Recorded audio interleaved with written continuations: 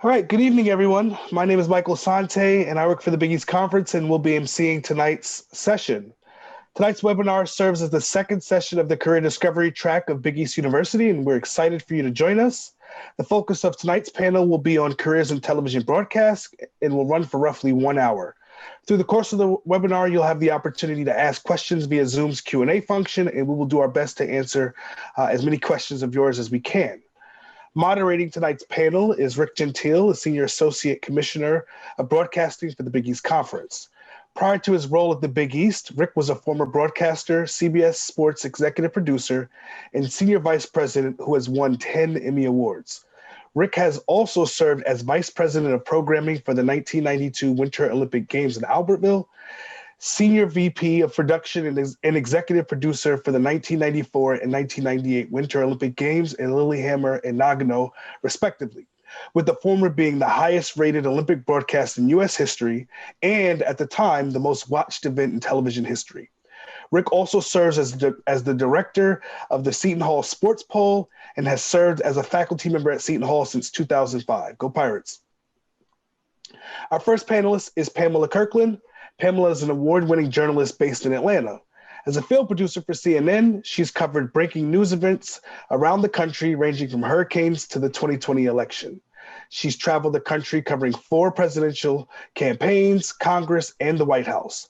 Previously, she worked at PBS NewsHour as a general assignment producer, reporting on long-form stories looking at the opioid crisis, immigration, education, and much more. Our next panelist is Sarah Kustok. Sarah serves as Yes Network's lead Brooklyn Nets game analyst and holds the distinction as the first female solo analyst for an NBA team, along with becoming the first woman to win a New York Emmy as a sports analyst. Sarah also serves as an NBA and college basketball analyst on Fox Sports, as well as a sideline reporter for the NFL on Fox. Sarah was also a 3-time captain of the DePaul Blue Demons basketball team and a 2010 graduate. Shout out to the Blue Demons in the building tonight. Our final panelist is Linda Malino. Linda has been with CBS Sports since 1990 and is currently working as a director and remote producer for the SEC on CBS, NFL Today, and NCAA March Madness. Over the course of Linda's career, she has worked several Olympic Games for both CBS and NBC as a director, feature producer, and primetime assistant director. Over the course of her career, Linda has covered multiple sporting events, including 7 Super Bowls and several Final Fours, and is fortunate enough to have earned 4 Emmys. Now that you all have met our panel, I will turn it over to Rick for the first question of the night. Thank you, Michael. Hello, everybody. So Michael went through my Wikipedia page, and I thought what occurred to me as he was doing it is my education. I graduated from Queens College in New York with a BA in sociology, did graduate work in criminal justice, and ended up as a TV producer. So it made me curious. And Pamela, I'm going to start with you. How did you get into this? Did you major in broadcasting in school? No, so I'm a graduate of the University of Pittsburgh.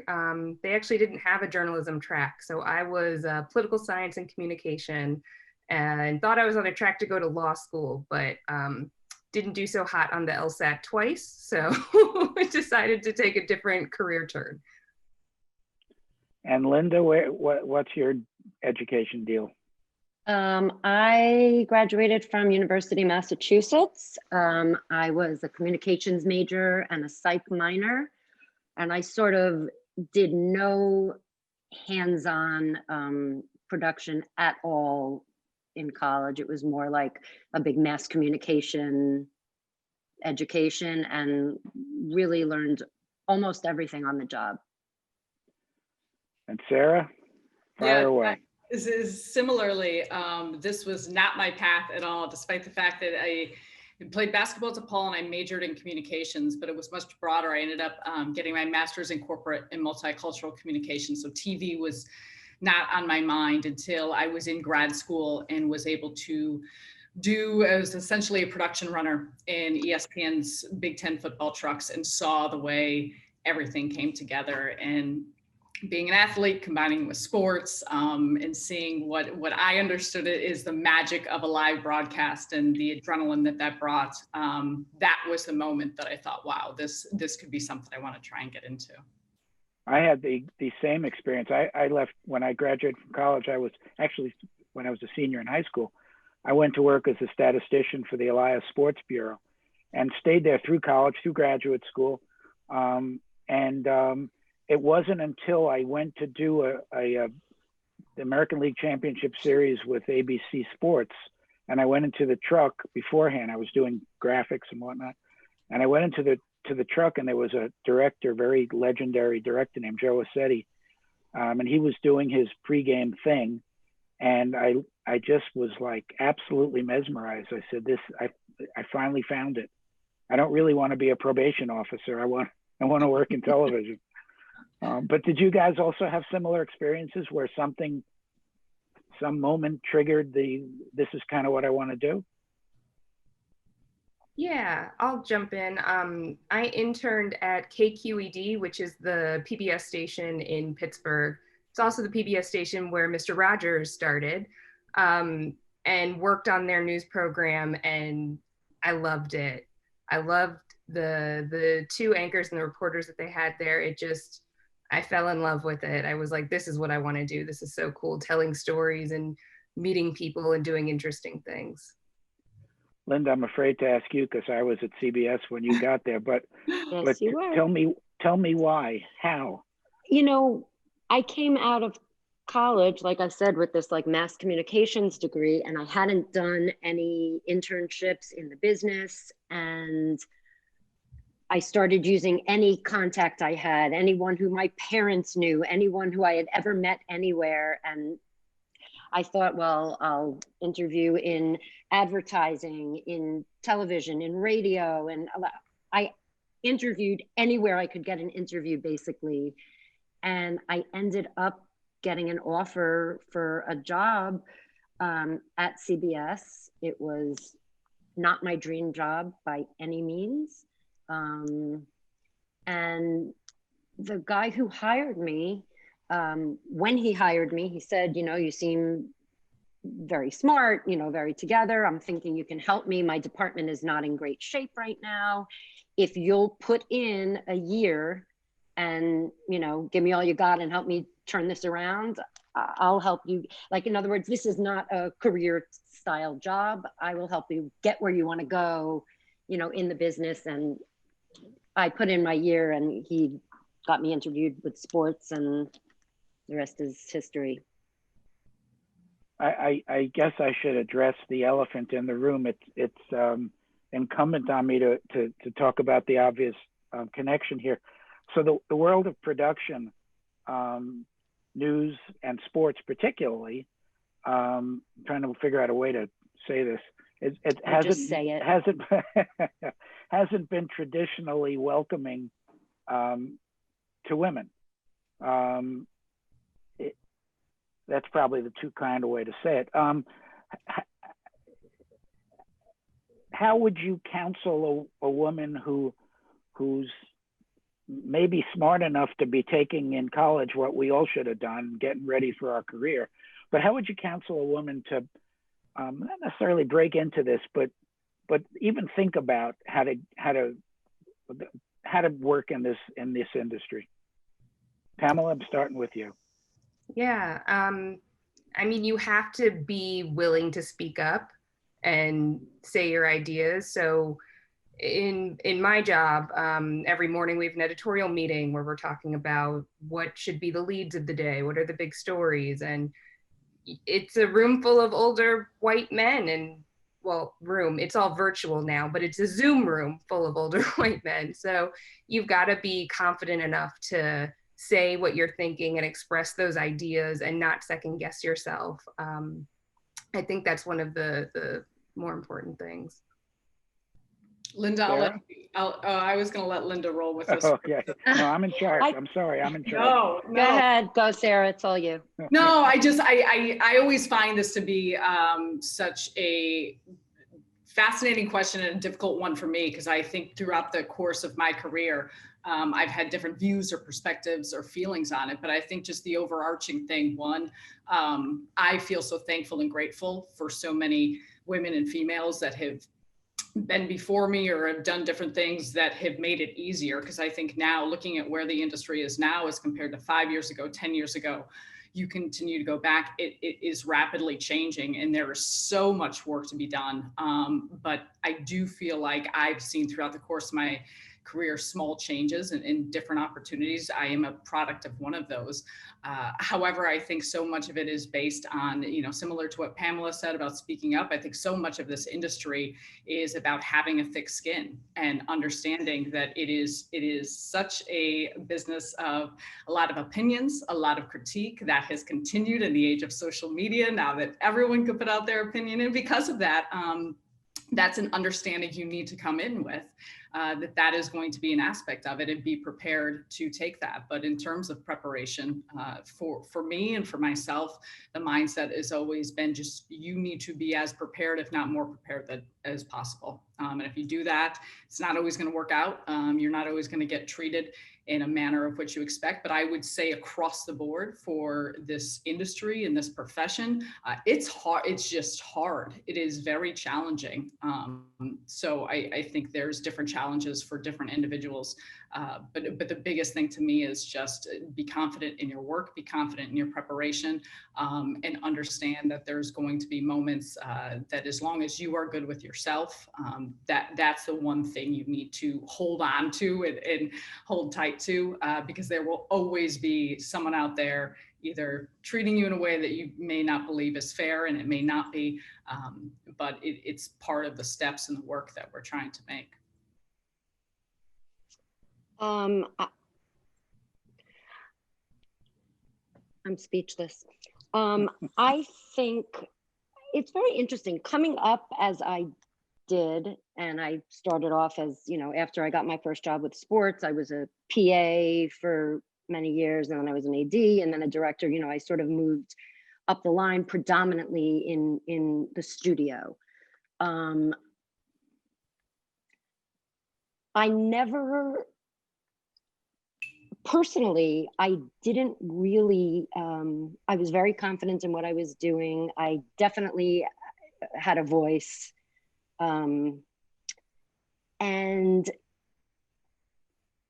I don't feel until a certain point that I didn't feel like a woman in a man's industry. I actually just felt like a person doing their job. Now, having said that, I have seen more than I care to tell. And I also was in sort of a very niche job that not many people could do or wanted to do.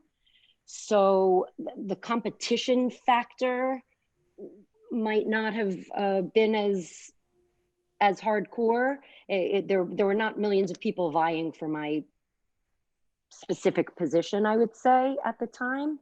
And I also had some very kind people who gave me opportunities. One of them is on the screen. You know, that I may not have, that I may not have otherwise gotten as early on as I did. You know, people who believed in me. I think you most definitely have to have a very thick skin. You know, aside from being a woman in this industry, I mean, sometimes the hours are just countless. You're exhausted. Like, I spent many, believe me, whether it was a man or a woman who made me, I spent a fair amount of time crying in the audio racks and then composing myself and showing back up in my position. You know, it's a lot. It's a lot. I'm going to jump in real quick to that. In Linda pointing out, Rick, you and everything Linda said, you're so spot on. But just I think just those who we think so much about, the women that are advocates for one another or help each other or all help lift in certain areas. And I found that to be so important, and that I have been grateful for the other women in the industry. that have been willing to, even if they know that I am direct competition or there's different circumstance, still willing to know that there's enough room at the table, and someone helping you, and hopefully we all do the same for one another, is such a major factor in understanding that that's how we lift everyone up, in regards to females, and also too for the males. So often we think about, okay, who are your female mentors? Who are the female? And there has been so many males that have been major advocates for myself, for other females, that have been so important. And so, Rick, for people like you, that is just as much of a factor for the males to have that type of view as females being there for one another. I mean, one of the things I would say based on that, sorry, Rick, is that I think— She's been cutting me off for 30 years. So I think that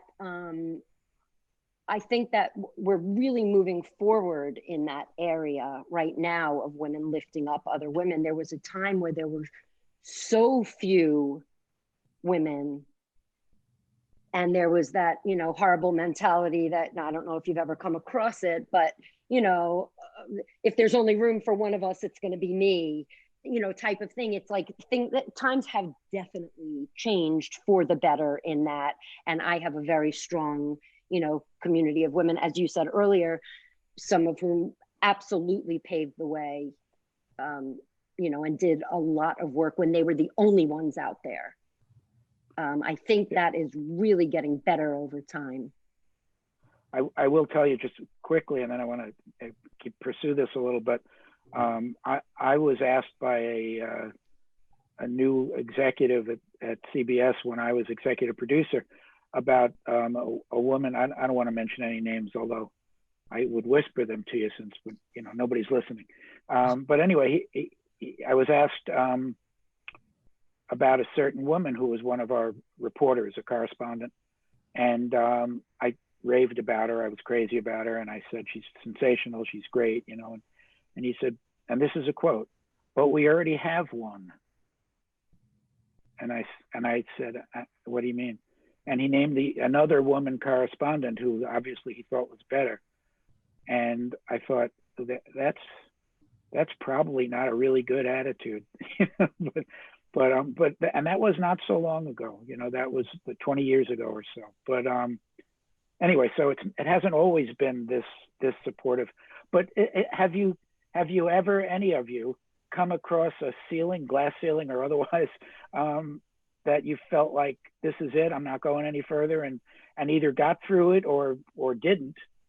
Is any such thing in your careers? I'll start. I'm going to then make Pamela talk because I feel like me and Linda keep talking so much. I will say this about my role as an NBA game analyst. Probably a few years before I got my first opportunity to do that, which was really a scheduling quirk based on the fact that our other analysts, it was a rotation of 3 individuals who all had prior engagements. It was during March, so also doing some college basketball and different things. And I had been the sideline reporter for a few years, and I think my bosses and producers understood basketball acumen and just how I prepared for games, so gave me an opportunity, which I was very thankful for. But prior to that, I didn't even really envision my role being a true opportunity. And my passion and heart was always calling games. And I had the great fortune of calling WNBA games and women's college basketball games, which I enjoyed. I had a huge love, which I still do, for the NBA. So that was also part of my draw for the position I was currently in. And it was a little bit of a crossroads of feeling like, you know, I was at a point of trying to figure out what my next step would be. And it was not even till that opportunity by chance that I realized that could be a true role and a true opportunity that myself, being a female, could have. So I think hopefully we'll see more of those. And I imagine in different areas, industries, professions, it may be the same thing, but just to actually see it and visualize it, or see the opportunity and understand it's possible, are the things I think we all strive for those of the younger generation, like, oh, I see someone that looks like me and that looks like something I may want to do. I think it's just really important across the board. Yeah. I think I've been fortunate that I haven't really had an experience where I felt like I've hit the ceiling. Before I was at CNN, I worked at PBS NewsHour, which when it was Gwen Ifill and Judy Woodruff who were anchoring, it was the first two female co-anchors of a nightly news program ever. So I've been really fortunate in the opportunities that I've had. I think more so for me, it's been experiences where I've been put in a box, or these are the kinds of stories that you're going to get assigned to. And it's been more of a battle of showing that, you know, you've got a greater range in terms of stories that you want to cover and expertise that you might have and things that you're interested in and want to see. So I think for me, at least, it's been less so about kind of breaking those glass ceilings and more so about showing I can do this, but I can also do these 7 other things too. I have nothing to add. Go ahead, Lynn. No, I said I have nothing to add. Okay. Go ahead. Okay, and Sarah, in your case, you're a bit of a pioneer, not to make it too funky, but calling men's basketball on as a regular analyst is not. There's not many women who do that, who've ever done that. I'll give you another sort of Rick Gentile anecdote. I think it was my second Olympics, the highest rated Olympics of all time, where I hired a woman named Kristen Cooper, who had been a silver medalist in the previous Olympics, to be the analyst for skiing, not women's skiing, skiing. The previous year, we had a woman on women's skiing, a woman who had Olympic background, and a man on men's skiing. The man had in no way had the credentials that Kristen Cooper had. So anyway, it came to doing the Olympics, and I assigned Kristen to be our skiing analyst. We had a play-by-play guy, and Kristen worked as the analyst. And I got ripped by the New York Times for what does a woman know about men's skiing? It's completely different. I said, well, I'm not a very good skier, so I guess I didn't know any better. But did you deal with that when you got the assignment with Yes? Yeah, for sure. And how thick does your skin have to be? That's the part. Like I sometimes tell the story. I played when I was in 6th grade, 7th grade, 8th grade. As I know, a lot of people probably have these stories, but I played on the boys basketball team, and that was part of the school team, the AU team. That we'd be at tournaments, a 64 team tournament that I was the only girl in the whole building, with a bunch of 13-year-old boys. So as a 13-year-old girl, like I learned early on that it's about your performance. It's about just your competence in what you're doing. And I think you have a mentality of you're there to do a job and you're there to be the best at your job. And if there are people who believe in you and put you in that position, it is my job to return the favor of making sure I'm the best I can possibly be because of their faith and their belief in me and their confidence in me. And I felt very strongly about that because I think for me, I appreciated so much that I truly believe my bosses, it was not, everyone was caught off guard, I think in some ways, about the attention it garnered being a female, which I almost appreciated because I was very confident in knowing that it was not for them about anything but thinking this was the right move for the company, for the network, and for what they wanted to do. But in general, and again, I think it goes back to with our business, there's so much that comes along with it, that people have thoughts, they have opinions. It's a part of the scrutiny that you're under. And so I think there's an aspect of it with it being a female, but to me, no one will be a tougher critic on the work I do than myself. So I think at the end of the day, that's just kind of what it comes down to. And you try not to, for me, there's more important things that I'm worried about or think about or focus on than me being a girl talking about boys. Like it's come to a point where I'm like, like if people have a problem with that, then they could worry about that. It's not going to be on my plate to worry about that. But it's an aspect of it. And I think that it's an aspect in just the industry, in the broadcast industry. There's different areas and challenges that you just find ways to focus on what's important. And Pamela, when you became a feature producer, let's say, when you started producing pieces that were going to actually air on television, was that something you had to prove yourself for, or is that something that, did you get an assignment your first time and, you know, go do this? Like how did that happen? I felt like I was kind of thrown into it. My first job actually wasn't in television. I started in radio, did some digital video, and then jumped into TV. So my first package, I was freaking out. I was like, I don't know if I'm gonna be able to get this done. Looking at Gwen Eiffel and Judy Woodruff thinking, oh my God, they're gonna track this piece. And if it's not good, I'm gonna get fired, I'm gonna lose my job. But you know, you lean on your colleagues for help, especially when you're working on something for the very first time. But I've been fortunate to have people who've been willing to share their time to guide me and mentor me and show me maybe the better way to get something done, the better way to put a story pitch together, to actually get it on the air and get people to say, yes, this is worthwhile, we're going to do this piece. So yeah, it was Did you pitch, kind of fly by the seat of your pants. Did you actually pitch the first piece you did, or were you assigned a you know, an issue or something? I did. I pitched, this was in 2016, and I pitched something on the late night comedians talking about the 2016 presidential race, which at that time had, you know, 40 plus candidates running. And I remember sitting with my boss at the time and putting the pitch together, and we gave it to Gwen, and she looked at it and she looked at me, and my stomach dropped because I thought, she doesn't like it, she hates it, we're not doing this. And this big smile, she's like, let's do it, we're doing it.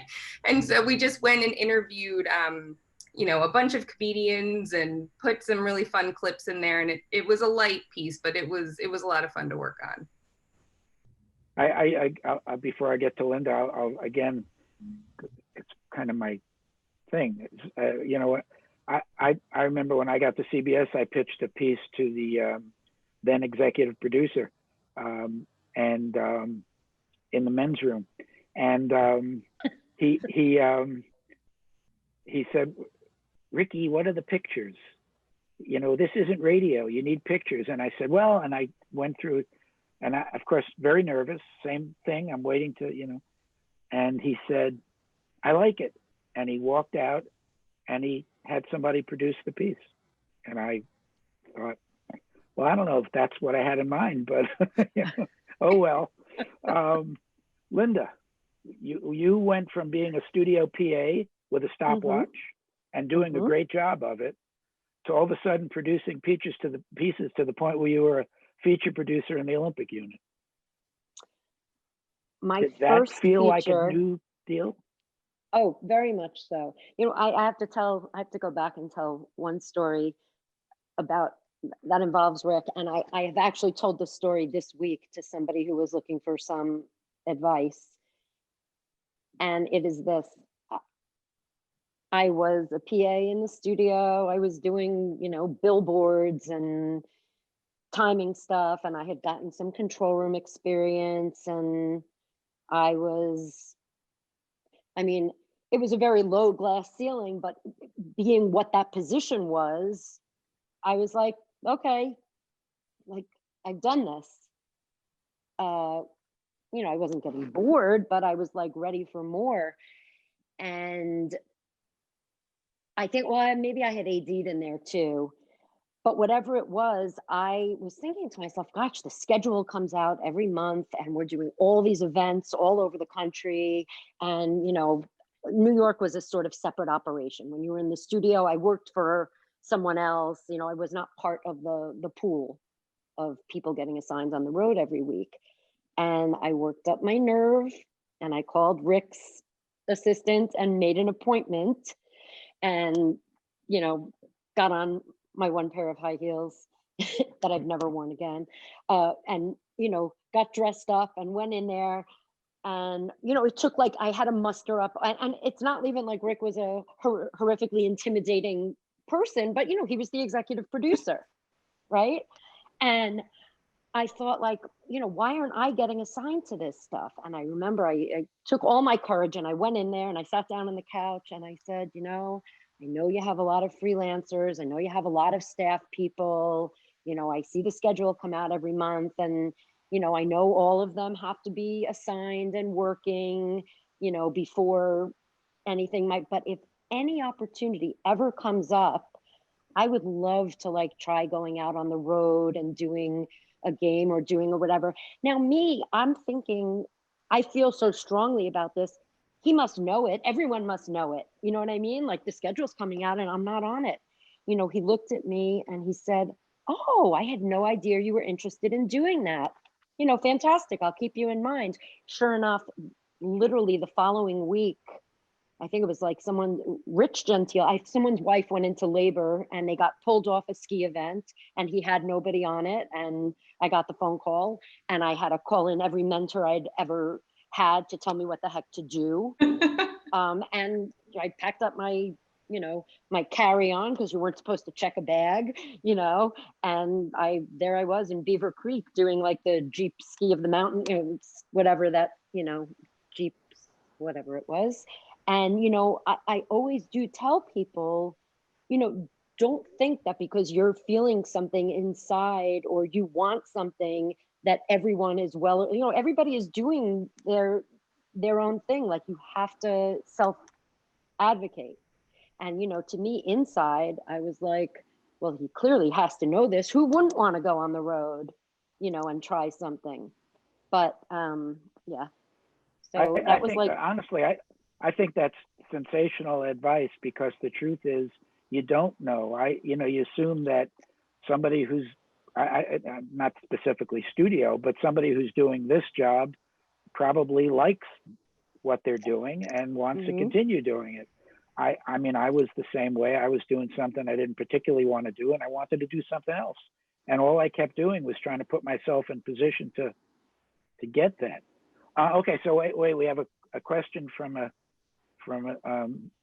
Shannon, who's one of our participants. What advice can you give someone who wants to break into the broadcasting industry but doesn't have a lot of connections? Okay. And you're not allowed to say, you know, go to medical school. That's not an acceptable answer. So actually, the way I got the CNN job, I think, is kind of interesting. Like I said, I didn't start in TV. I actually cold emailed a recruiter on LinkedIn and just said, hey, I'm going to be in Atlanta. Would love to talk to you just about what you do and what's open at CNN. And she said yes. So we met up, we had coffee, and maybe 6 months later, a field producer job came open, which was the one position I was really interested in.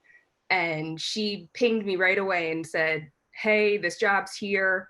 Let me know when you apply. I'll take your resume and make sure I flag it. And she did. And sure enough, I got the job. So that doesn't work always, but sometimes it is worth a cold email or a cold phone call to just introduce yourself. Don't be afraid to reach out. It's like what Linda was saying. If you don't speak up and say, hey, I want this, nobody's ever going to know. I always tell students that the most important thing is to put yourself in a position to get lucky. Sorry, Sarah, go. No, you're spot on. And the more people you talk to, and even Pamela, that's such a great, I always felt too, in many cases, if you are somewhere, if you're traveling, or I know times and circumstances now are different in things that I'm saying. But if you're at a different university or college or whatever, if you're doing your research to look at things, I think too, sometimes trying to find an opportunity to meet someone or talk to them face to face, or get them to actually see you in real live living color. What is this person like, rather than just a resume, or maybe even just a demo reel or whatever it may be. Finding ways to do that. And so much of it is just trying to talk to people, email people, different areas you're at. I think a lot of those that are on this panel are playing sports. So if you're starting to think about it now, just taking advantage of that in those that are here, especially around the Big East Conference, and that are there to support and will help you out, because you never know who may know who that will eventually get you to where you want to go. I really think any program that gives you an opportunity to do an internship somewhere where you can, you know, even if it's not kind of a networking deal, even if you just get a taste of what this deal is, like what the job looks like. There are so many different jobs in broadcasting that even getting a feel for all of the variety of different opportunities, you know, but you can't always get internships, and that gets me to another question, which is, and Sarah, I'm going to throw this one to you. As an international student athlete, there is not much time to get any internships. Do you have any advice on how to get into the field of sports broadcasting? So not too much pressure on you there, Sarah. No, it's such a great question, and it's one that it's tough to answer, because I think when you talk to different individuals, everyone has a different story or a different path, and so much comes through. And I resonate with that a lot, because I lucked out in that my athletic director at the time, Paul Jean Lunti Ponsetto, had an individual from ESPN come speak to all the athletes. I had introduced myself, and I still had a window that I was getting ready to finish up grad school my 5th year. And that is what sparked the opportunity to be a production runner for the Big Ten football games, because I was in the area, it was in Chicago, it was easy to drive wherever it needed to go. And that was something that was a random chance of then introduced me to what this industry would be like, without actually having internships prior. We were, you know, working at our coaches' basketball camps, like Bruno basketball camps throughout the course of the summer. So it wasn't on the top of my mind to be looking at different internships. So I would say as much as you can, and especially within the realm of, I'm not sure what sport the individual plays, but whether it's your coaches, athletic directors, those in the communications department at the university you're at, just talk to them about those type of opportunities. I interned in our sports information department at DePaul. And to your point, I think there's so many different avenues you can go when it comes to broadcasting that you may not even realize. Some of the jobs, I talk to a lot of people that are, I want to do this in the industry, and then they see the different aspects of whether it's in production or whether it's producing, you know, field producer, or producing games, or the list goes on of something may trigger you to say, oh no, that's what I really want to do. So I know I didn't really answer that well, because it's just a challenge of, I think it comes back to the fact of, the more individuals you could talk to, try and introduce yourself to, look at internships, and even if there aren't any available, look at the names or look at the people at the different places that may provide you with some guidance of steps that you could take. I asked this question of the people who kind of do the entry-level hiring where I work, because I had, you know, I have a son in college and a daughter in high school, and I had parents constantly asking me, you know, about interviews and, you know, how to break into the industry. And I kind of, you know, it had been a while for me, and I don't do any hiring. So I had gone to the people who do, and I sort of asked, I wanted to know if it had changed a lot over time. And one of the most interesting things that the woman said to me was, she said, you know, I would sooner, she said, the internships are limited everywhere. Everyone who doesn't have a connection or does, you know, they're difficult to get. She said, I would sooner hire someone who could not get an internship, but found some way to up their game, whether they did their own blog or they, you know, wrote freelance articles, or, you know, she said, like, somebody who showed me, no, I couldn't get this internship, which was out of, you know, 2,000 candidates. But instead of saying, oh, well, I didn't get an internship, they did something, you know, creative to keep themselves out there, you know, like that. I would say is pretty important, because the internships are few and far between. And I do agree, you have to put yourself out there in as many ways as possible. You know, if you have if you're at a school with sport, like the SID's office, right? You worked at the SID's office. I mean, the network, the TV networks are in constant contact with the SID's office. And that, and to be honest, and so I played at DePaul. I was fortunate to be in a market in Chicago that started to know people, having been a player. But working in the SID office, I was doing stats then for different games coming in. You're helping. Oh, we need a runner for this game, so let's use this. And all of a sudden, you're getting interlinked with all of these different individuals within the television industry. When at the time, and this is also important too, whether I was 21, 22, 20, because I veered off and coached for a short amount of time. But I wasn't necessarily looking for a job. I was just there. What can I do to help you? How can I do this? And just to Linda, to your point about how do you be creative? And I know things have changed so drastically with just whether it is social media or having a camera phone. But at the time, there was no camera phones. You weren't taking pictures on your phone when I was getting started. So when I was a production runner, and I forever thankful for them, but the photographers or camera guys at the game, I said, hey, can we do a quick, would you mind taping a stand up, doing a fake interview, do it. So I had a collection of a demo reel of fake things made up, which now you could have your brother or sister or friend shoot on your camera and probably put something together. But it was, if someone wanted to see, well, show me your work, you have this opportunity. And then once you start getting some work or whatever it may be, then you can utilize that. But in the meantime, if I want to see, okay, this person wants to be on camera, or if this person wants to cut highlights or put together feature stories, what would it look like? Oh, here, I have this at least for an example for you to see. And I feel like sometimes that's really important, just to have something tangible that you can turn over and say, this is a part of my work. You know, to that point, a lot of the industry also is about relationships. So, you know, you meet somebody or somebody who's doing a game, you know, you're a runner for somebody, you stay in touch, you send a note saying, I learned so much this weekend, thank you so much for having me. If any other opportunities ever come up, you know, I would love to, like, a lot of it is cultivating relationships, I think. Pamela, did you have any mentor, a specific person who you know, you kind of learned from, you know, whether in a mentoring kind of situation, or you just, you know, stalked?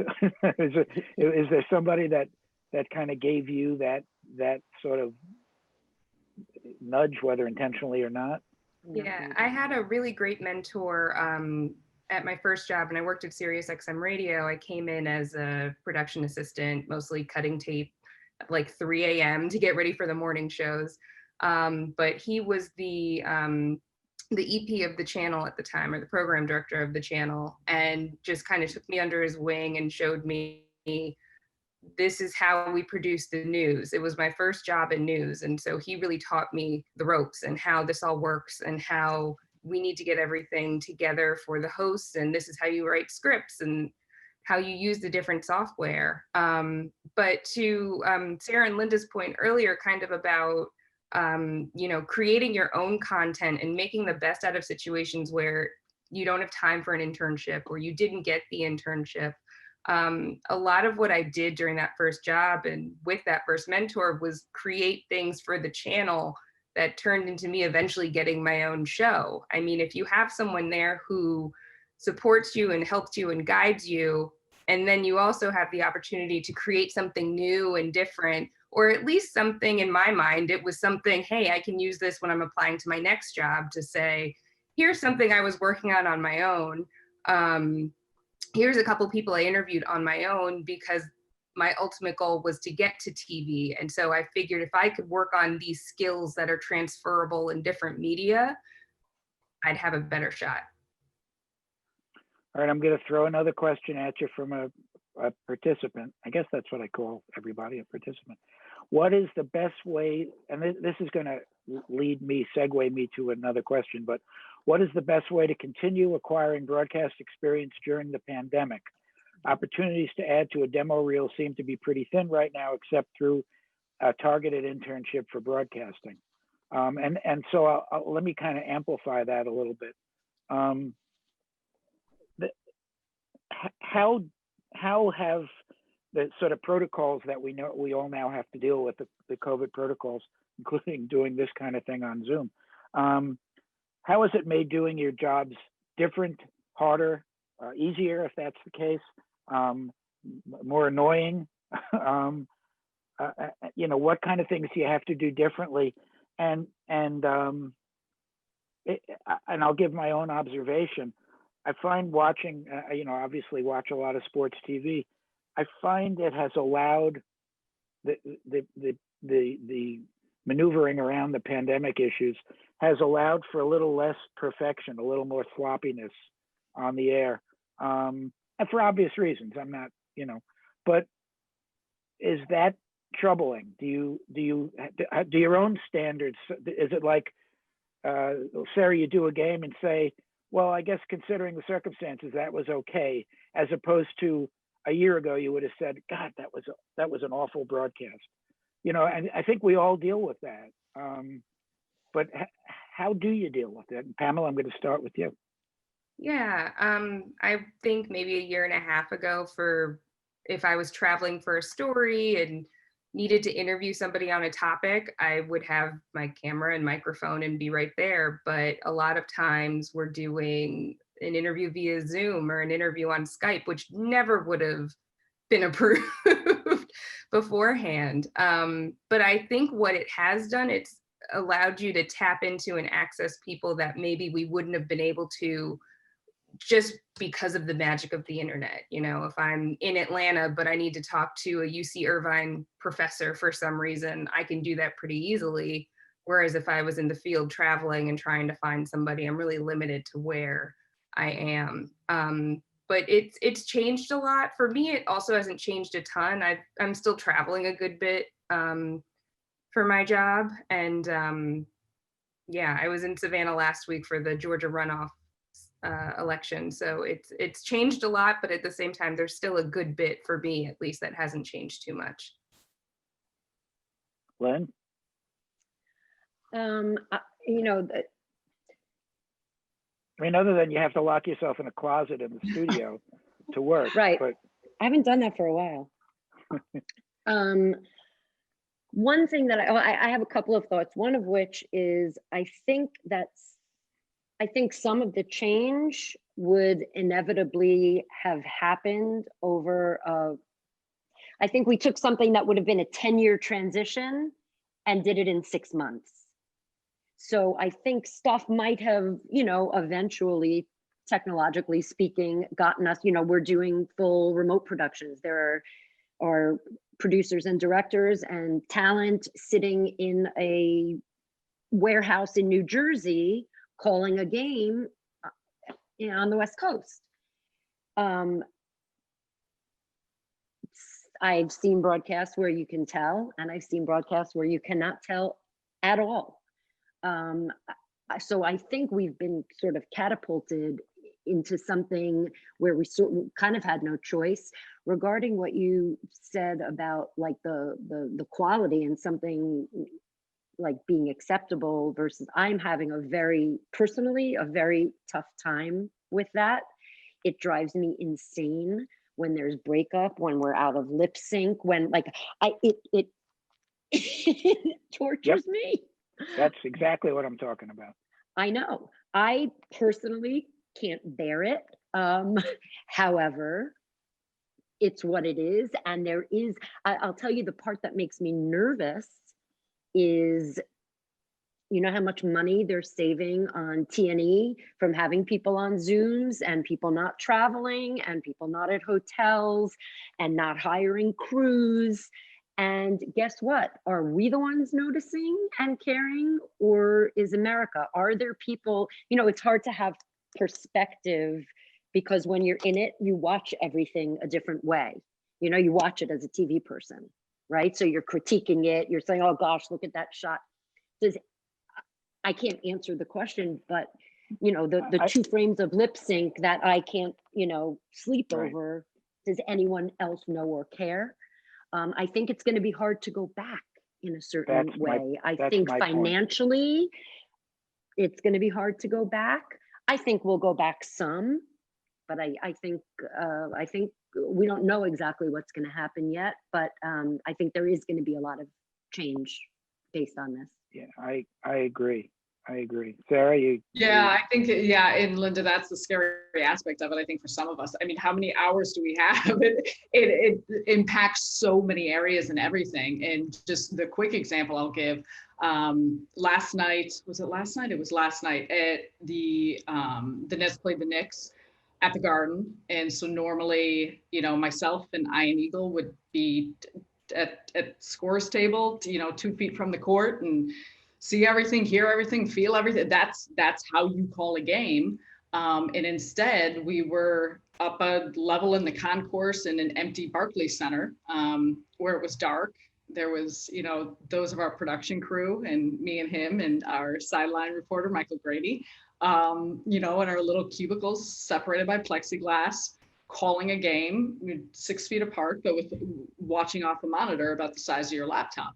Are you only seeing the line on that monitor, or are you seeing multiple cameras? No, you're seeing program.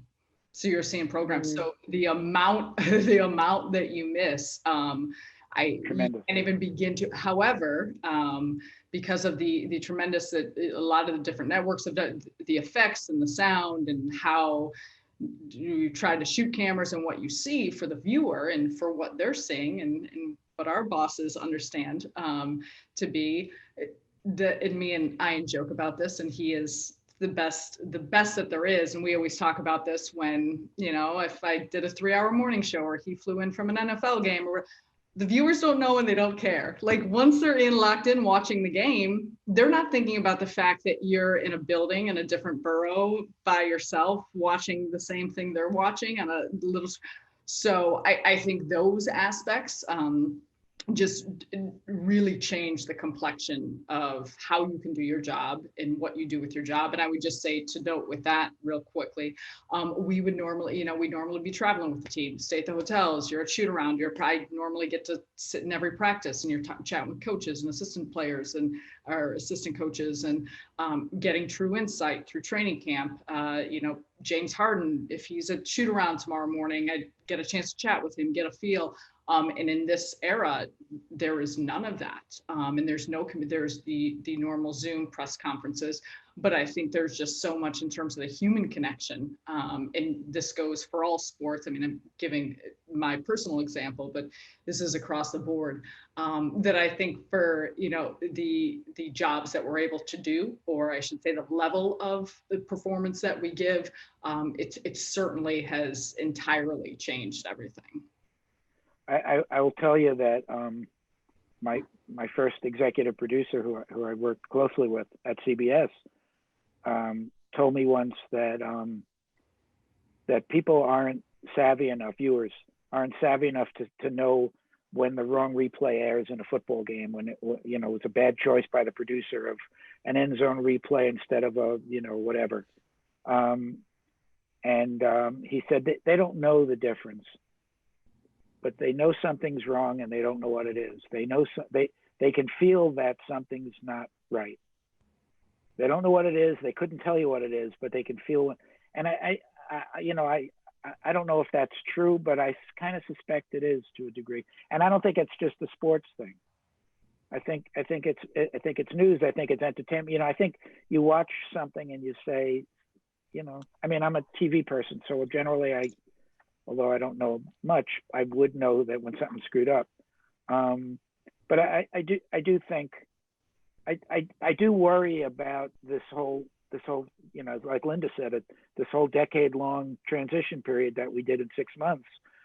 I worry that it trends to the future and the quality. It's like, nobody noticed how crappy. I almost said a dirty word on Zoom. Nobody noticed how crappy this is. Why should we spend all the money? I mean, I see that happening already. Yeah, I'm sure it is, and it's almost guaranteed to. Yeah. And it's a shame because, there would be the Harden zoo aspect tomorrow. Right. Coming to New York with the press, and that, you know, blah, blah, blah, it's probably going to be pretty much nothing. I mean, there's a lot of attention that'll be focused on it, but no actual, no actual scrum that you'll have to deal with. Right? You won't have to put Talking Vaseline about on your ears before you go in. Right. I mean, it's just, you know, and as I said, I do worry about it. All right, another quick question. Would you do anything differently? And I'll sort of throw it to Pamela, Linda first. Like, you know, did you ever think maybe I want to be on air? Has that ever been you know, once you got into broadcasting, you look around and say, it's what I did. Not that I wanted to be on air, but when I got it to CBS, I looked around and said, what do I think I want to be doing? I mean, I'm doing research now. It's not what I want to be doing in a year from now. Did you ever think like there's another career path I should have taken? And then stay tuned, Sarah. I'm coming back to you. I have a big Pamela, no. I did not. So. Okay, then I'm going to skip you. Pamela, is there something else? You don't have to tell me what, because that person who's got that job is going to be worried. Right, exactly.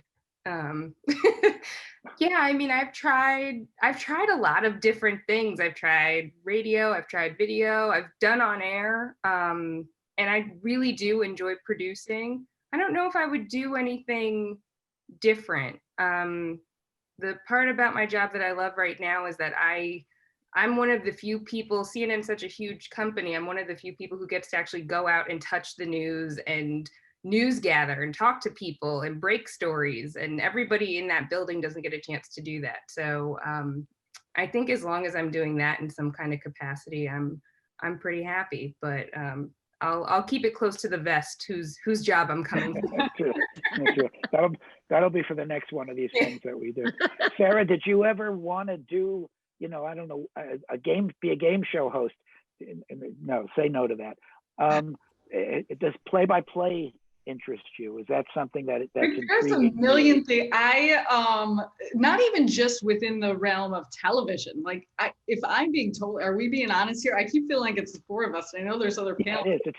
It's just us four. You know, there was times in college. I mean, I minored in sociology, and I thought I was going to be a social worker. I coached for a little bit. I had often throughout the course of my career had different opportunities where I thought in some capacity going back to coaching. I love to write. I mean, a lot of what I went into with corporate multicultural communication, I thought I was going to be a speech writer. Like there's been so many instances where I thought about different avenues or different areas of things, or even just within the realm of broadcast or within the realm of sports. However, and even what I'm doing now, and still have the opportunity to host, to be an anchor, to do long form interviews, sit downs, features. I feel so grateful. My path was so crazy because I was just trying to grab onto the next opportunity. In particular too, when I worked in Chicago, covering hockey and covering, football, all of these things. But because of it, I think that I just learned so much, and it helped me develop different areas and get better. And I think at the core, and especially what I do now, but I think that's why I've thought about things. I like to be challenged and feel like I'm growing. And so the aspect of getting tossed something new that you're maybe not really comfortable with, and is like Pamela talked about, I know, like you're terrified, and am I ready for this? Am I prepared for this? There's a part of me that finds so much beauty in that, and joy in testing yourself, and doing everything you can to try and be prepared, but going into it being horrified that you're just going to fall flat on your face and fail. And I have done that more times than I can count. Like, I've been there, of just being like, wow, that was awful, and I need to find a new job because I'm never going to be hired to be on TV again. So for all those reasons, I think you think about it and you have those opportunities. That's why I just would implore those on the call and everything, make sure whether it's an opportunity, an internship, you're in a class, soak it up, because there's so many things. Even I talked about sports information, or when I was a runner in the truck, or seeing what the tape guys did, or how did that work, or in the edit bay and how we're cutting. there's so much even to this day of understanding how everything in the big picture gets put together, that I feel like can help you excel in your role. Because if you're just so narrow-minded on this is what I'm doing and this is how I do it, and not understanding the team aspect of how everyone else is contributing, you know, it may have you a little bit short-sighted on a variety of things. So that's a long way of saying yes. Yes, and who knows where things will lead eventually, but I just appreciate the feeling of being challenged on a daily basis. All right, here we go. Last question. This is from a viewer or whatever, participant, Zoomer. I don't know what to call them. Favorite event or story that you've covered? Sarah, we'll start with you and then move on. Favorite event. I don't like doing favorite things, but I'll be brief. I born and raised in Chicago and grew up there, and I started covering by virtue of just someone had left, but I was working for Comcast Sportsnet, now NBC Sports, and was covering the Chicago Blackhawks. And prior to starting to cover them, I had never covered hockey. So there was so much joy in the experience of entrenching myself in hockey to that point. And I was able to cover them when they went on their Stanley Cup run in 2010. And it was just, I had such an appreciation for the team, the players, just watching who they were both on the ice, off the ice, and the Stanley Cup, the actual win in Philly, and then the parade afterwards going through in Chicago. There was just so many special aspects to that, that I felt like I connected with just sports and the city and all of those things that I think that's probably at the top of the list. Pamela? My favorite story you've ever done is the Georgia runoff, but that's just me. What about you? That was a good one. That was a good one. I mean, I used to do politics full time. Now I'm a little more general assignment, but covering the political conventions in particularly 2008 and in 2016, and just, it feels so strange to think about being in an arena with hundreds of thousands of people right now, which we haven't done in a really long time. But just being there and being able to witness history is just, I try not to take that for granted whenever I get a chance to, even when it's an assignment you don't really want. You remind yourself you're lucky to be able to have a front row seat to a lot of really cool stuff. How did that 2016 election work out? Was that it turned out okay? I don't know. I was too busy watching the balloons and confetti fall down. Oh, okay. I just didn't know how that turned out. Linda, and then I'm going to give you my own. Okay. You know, mine is one of, I can't say it's the, because there are too many. But 1997, I was a feature producer for the leading up to the 98 Olympics. And, you know, it was like back in the day, like, here's a credit card and here's 15 stories and we'll see you next year with your pieces, you know? And I went to a town, population 22 on the border of Italy and France, to do a story on Stefania Belmondo, who was a cross country? Yep. Cross country skier, literally population 22. And I spoke English and like my leftover high school French and college, you know, Spanish. My camera crew was German and French, and she spoke a dialect of which wasn't really even Italian. It was part Italian, part French, because it was a bizarre dialect because she lived on the border. And I spent like 2 days there. If I could just have the recording of just the conversation in trying to make any of this happen, it was just phenomenal.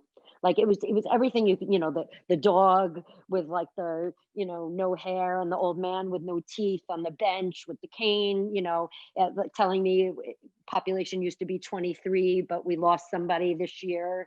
Like it was really an incredible Linda did a feature for the Nagano Olympics on sumo wrestling. We all went to Tokyo. Harry Smith was the voiceover and on camera. We went to there where they hang out, where they train and eat and I guess sleep.